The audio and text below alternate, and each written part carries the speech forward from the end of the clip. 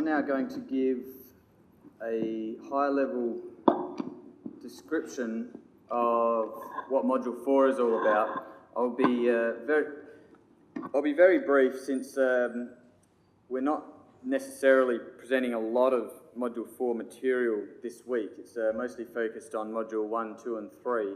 But it's important to know, because there is so much overlap for any particular ambition or objective for improvement, there's a lot of overlap between modules, so it's important to have a high-level view on what it's about. So Vincent Verdez is he was at ICRISAT, but now he's with the French Department of Agriculture. I forget what their acronym is now. But so Vincent's our Module 4 leader, so I'm giving this presentation on his behalf.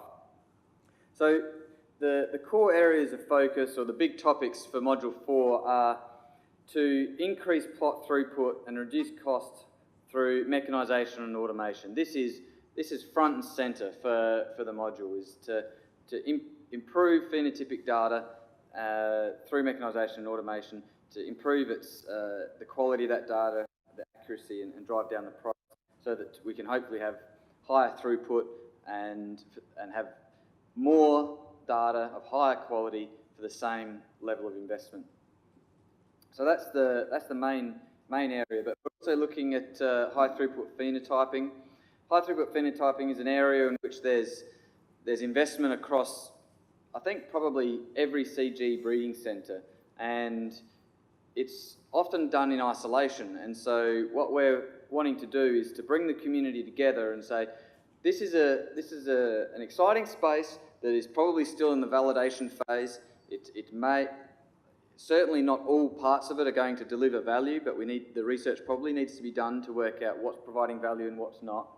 So because it's in that proof of concept phase, it doesn't make sense for everybody to be throwing their own investments at it, particularly something that can be quite expensive. Let's come together as a community and do it together so that we can get the same outputs for a smaller investment. The third point there is phenotyping services for routine analysis of physicochemical composition and functional properties, and this includes NIR as well. So across the CGIAR, there's a lot of phenotyping that happens, whether it's through NIR or in a laboratory, and there's capacity that could be leveraged across the CGIAR. So we want to understand what the opportunities for that are, so that we can, again, come together as a community and leverage off the capacity and skills and infrastructure that exists within certain CGIAR centres, so for the benefit of others. It may be that the actual model for how that works would need to be determined, whether it's a fee-for-service or exactly how that works. But at the end of the day, if we can make better use of capacity that is currently existing, then that'll be a good thing. But even outside of the CGIAR, it could be that an external laboratory is being engaged to provide phenotypic data. If we can come together as a community and aggregate that demand from within the CGIAR, then we can hopefully go and negotiate better prices. The fourth point there is G by E by M analysis and targeting. So there's heavy overlap here with Module 2, but this is also a core component of Module 4, because developing that phenotypic data comes first, and then you have to look at how it's handled in a G by E by M way. And particularly if you're starting to talk about managed environments and trying to get a more representative set of field data through managed environments, then that's certainly within the Module 4 space as to how to go about doing that. And some centres are more advanced than others in setting up these facilities for achieving this. And so there's a lot of lessons learnt there, and there's probably a fairly key list of do's and don'ts which can be shared from those who have invested a lot in that area. So why are we doing this? We're doing it for time, to drive down the breeding cycle, to save on resources, so that those resources can be reinvested in other parts of the program. Efficiency is another part of that, and access to services. So in the interest of time, I don't think I need to really go into too much more detail there. I will just touch on this briefly. There was a survey that went out from Module 4 last year, and in terms of plot throughput, there were some really interesting high-level outcomes across the CG. So generally, it was summarised that there is a low level of automation and mechanisation, and so there's a real opportunity here, and I don't think there's any news for you in the room here today in that point. Visual scoring is still prevalent. Sometimes that makes sense. Sometimes there might be better alternatives, but there might need to be some technology to facilitate moving to a better alternative. Digitisation is limited, and there's limited barcoding, for example, and planting, weeding, harvesting is largely more manual than is probably optimal. In terms of increasing plot throughput through high throughput phenotyping, the opinion generally is that traits cannot be made higher throughput or cheaper. Now, if you're talking about through drones, then yes, we need to do the research, I guess, to answer that question. If we're talking in general that we cannot move to more high throughput and cheaper methodologies, then that's a surprising opinion, because through mechanisation and automation, I think there really are some opportunities. There's generally very limited understanding of what the costs are within a breeding program, for example, plot costs. And this is important because if we're wanting to drive down prices and move to a more efficient process and optimise the process, we have to first understand what things are currently costing us. So that's something we'll be addressing very, very clearly, and something we'll be looking to work with breeding teams to address, is to actually work with you to understand exactly what is each component and each activity in your breeding pipeline actually costing. And the last point there, some traits are measured in both nurseries and in yield trials, and so there has to be some questions there about why that is, and whether germplasm in the nursery phase isn't being knocked out for a particular trait, and then allowing yield trials to focus on other traits, more complex traits. So that's Module 4. I'll move straight on to Module 5 and give a high-level summary of that. So Module 5, the leader of Module 5 is Kelly Robbins from Cornell University. And yeah, he's obviously not here today either. And just like Module 4, you're online. Is he able to, is he through a speaker, or? He's just listening. Okay, great. Hi, Kelly. This is a little more daunting now because he can tell whether I'm doing his presentation justice or not. So I will go through this. There's more material here than I will have time to go through, so I'm just going to skip through to the high-level explanation of what Module 5 is really all about. As the title here suggests, it's about bioinformatics, biometrics, and data management. So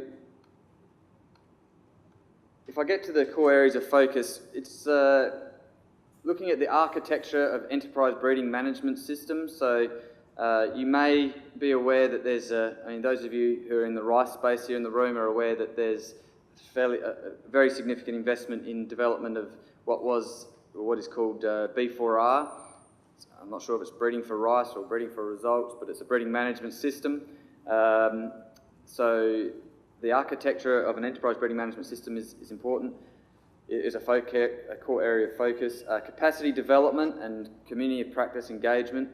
A BRAPI and joint development processes for use cases involving 2 or more applications and databases. So this is about ensuring that for any particular use case, if you're wanting to apply genomic selection, you might have your phenotypic data in a breeding management system, and you might use the tools developed by Gobi, and ensuring that there's interoperability between the tools is what this is addressing in this point. And then deployment plans.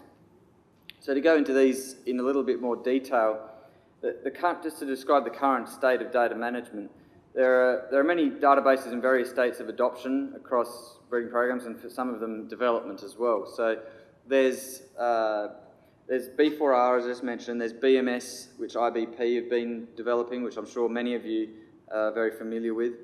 There's the cassava base, Musa base. There's a few different variants of these different bases.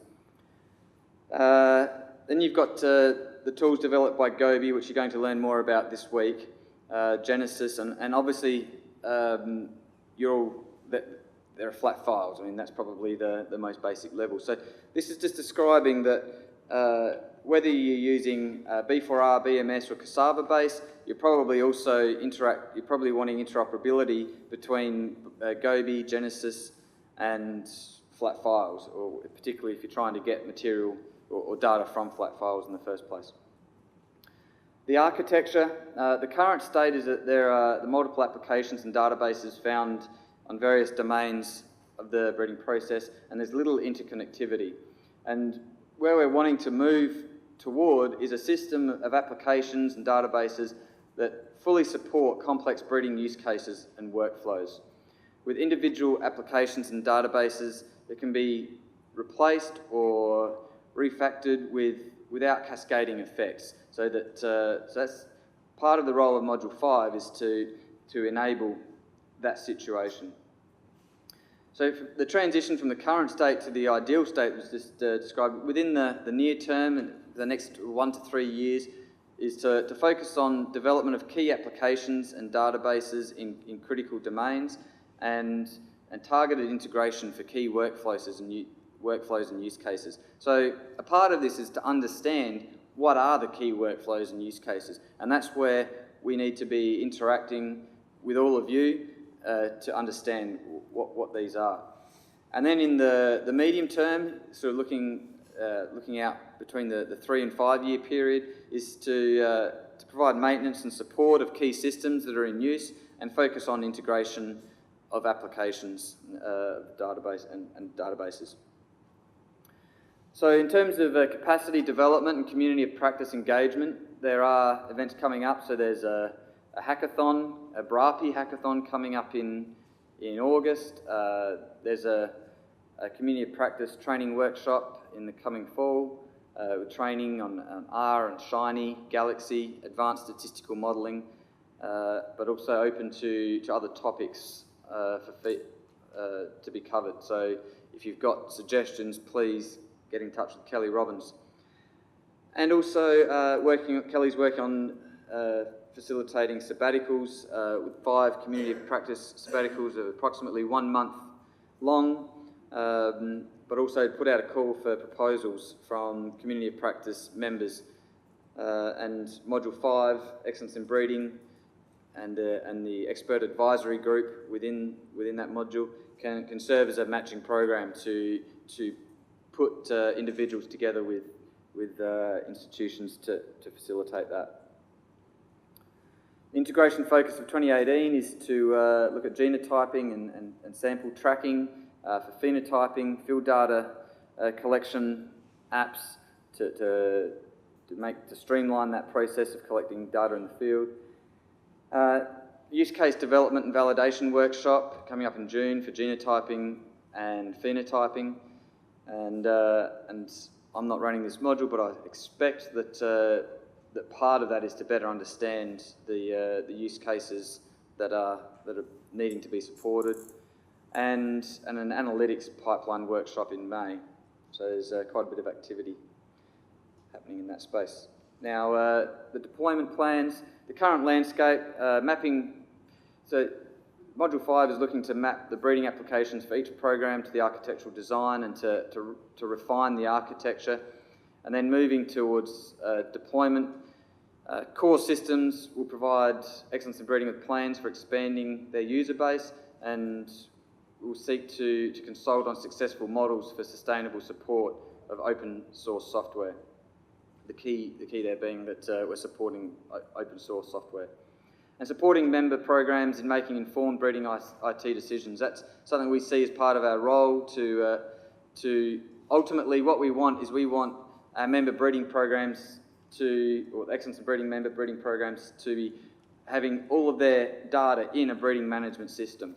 And So helping them to make decisions on to which one they're going to move toward and how they go about achieving that is something which we're here to help with.